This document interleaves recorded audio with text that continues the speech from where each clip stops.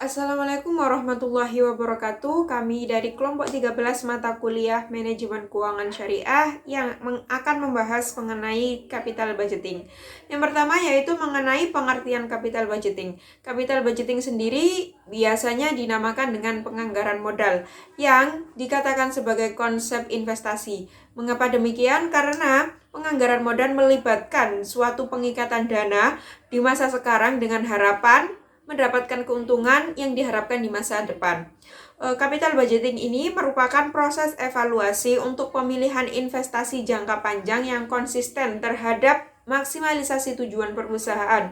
Investasi merupakan pengkaitan sumber-sumber dalam jangka panjang untuk menghasilkan laba di masa depan. Dana yang terlibat biasanya relatif tinggi, jadi perputaran dana tidak bisa diwaktukan dalam waktu yang singkat. Maka dari itu perusahaan membutuhkan prosedur untuk menganalisa dan menyeleksi beberapa alternatif investasi yang ada. Kemudian yang kedua yaitu pentingnya capital budgeting. Capital budgeting sangat penting bagi perusahaan karena apa? Karena keputusan di bidang capital budgeting ini akan memiliki pengaruh yang besar terhadap perkembangan perusahaan di masa yang akan datang. Perusahaan perlu adanya capital budgeting untuk satu, dana yang dikeluarkan akan terikat untuk jangka waktu yang panjang sehingga ini berpengaruh bagi penyediaan dana untuk keperluan lain. Yang kedua yaitu investasi dalam aktiva tetap menyangkut harapan terhadap hasil penjualan di waktu yang akan datang. Yang ketiga yaitu pengeluaran dana untuk keperluan tersebut biasanya meliputi jumlah yang besar. Yang keempat yaitu kesalahan dalam pengambilan keputusan mengenai pengeluaran modal tersebut akan mempunyai akibat panjang dan berat.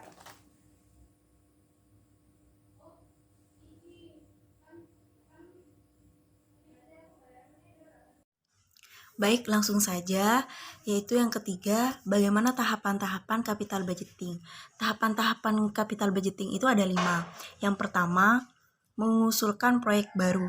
Hal ini terjadi ketika divisi-divisi atau departemen menawarkan masukan berupa proyek-proyek baru yang mungkin bisa dipertimbangkan oleh perusahaan. Dan yang kedua, mengestimasikan arus kas proyek. Mengestimasikan arus kas yang berasal dari proyek-proyek potensial sangatlah penting dari proses penganggaran modal. Pendapatan yang diterima dari proyek menunjukkan arus kas yang masuk, sedangkan pembayaran untuk menutup beban proyek menunjukkan arus kas keluar. Itulah mengapa setiap proyek potensial mampu mempengaruhi arus kas perusahaan. Yang ketiga, menentukan apakah proyek tersebut layak untuk dijalankan. Yaitu salah satu metode yang terkenal adalah teknik nilai sekarang bersih. Tentu yang diperlukan salah satunya yaitu saling eksklusif atau mutually eksklusif, yaitu di situasi di mana hanya satu di antara dua proyek yang dibuat dengan tujuan yang sama yang dapat diterima. Ada juga istilah lain yaitu proyek independen yang maksudnya ialah proyek yang kelayakannya dapat dinilai tanpa mempertimbangkan proyek-proyek lain. Yang keempat yaitu mengimplementasikan proyek-proyek yang layak untuk dijalankan.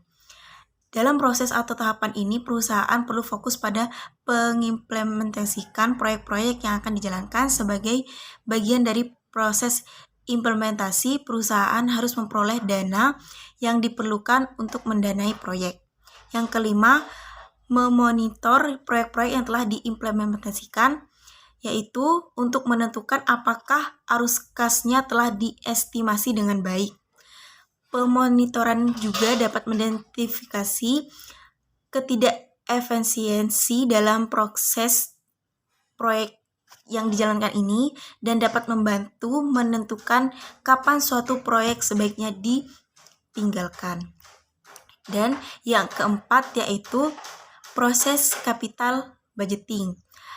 Proses capital budgeting ini terdiri dari 5 langkah yang saling berkaitan, yaitu pertama, pembuatan proposal. Proposal penganggaran barang modal dibuat di semua tingkat dalam sebuah organisasi bisnis. Untuk menstimulasi aliran berbagai ide, banyak perusahaan menawarkan penghargaan berupa uang tunai untuk beberapa proposal yang diadopsi. Yang kedua, kajian dan analisa. Proposal penganggaran modal secara formal direview dalam rangka mencapai tujuan dan rencana utama perusahaan dan yang paling penting untuk mengevaluasi kemampuan ekonominya. Dan yang ketiga, pengambilan keputusan. Besarnya sejumlah dana yang dikeluarkan dan pentingnya penganggaran modal menggambarkan tingkat organisasi tertentu yang membuat keputusan penganggaran. Perusahaan biasanya mendelegasikan kewenangan penganggaran barang modal sesuai dengan jumlah yang dikeluarkan. Secara umum, jajaran direksi memberikan keputusan akhir untuk sejumlah tertentu penganggaran barang modal yang akan dikeluarkan. Dan yang keempat, implementasi. Ketika sebuah proposal telah disetujui dan dananya telah siap, tahap implementasi segera dimulai. Untuk pengeluaran yang kecil, penganggaran dibuat dan pembayaran langsung dilaksanakan. Namun untuk penganggaran yang dalam jumlah besar, dibutuhkan pengawasan yang ketat. Yang kelima, follow up atau tindak lanjut. Setelah diimplementasikan, maka perlu dilakukan monitoring selama beberapa tahap kegiatan operasi berjalan dari proyek tersebut.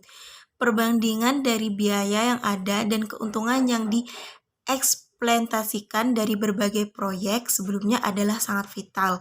Ketika biaya yang dikeluarkan melebihi anggaran biaya yang ditetapkan, harus segera dilakukan tindakan untuk menghentikannya.